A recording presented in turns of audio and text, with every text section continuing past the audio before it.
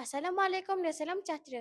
Kami dari SK Fida Pelangi Timur pada hari ini akan menerangkan cara menghasilkan 4 jenis ikatan asas, iaitu ikatan buku sila, ikatan bunga kati, ikatan manuk dan ikatan silang.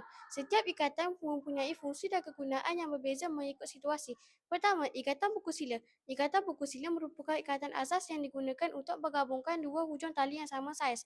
Sekarang saya akan menunjukkan cara membuat ikatan buku sila.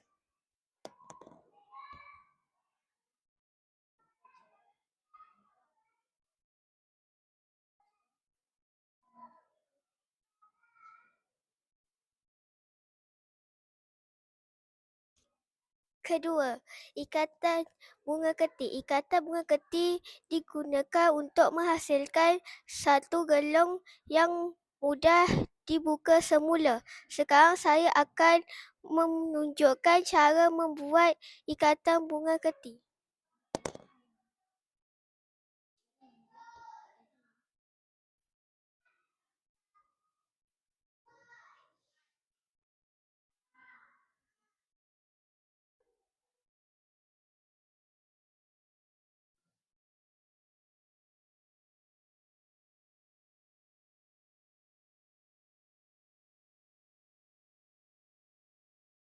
Ketiga, ikatan manuk. Ikatan manuk ialah ikatan yang diikat pada tiang atau kayu. Sekarang saya akan menunjukkan cara untuk ikatan manuk.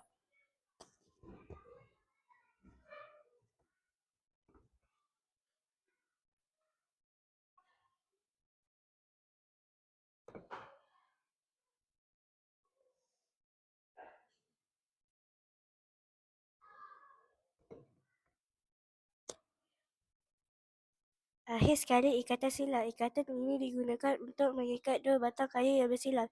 Sekarang saya akan menunjukkan cara untuk mengikat batang kayu ikatan silang.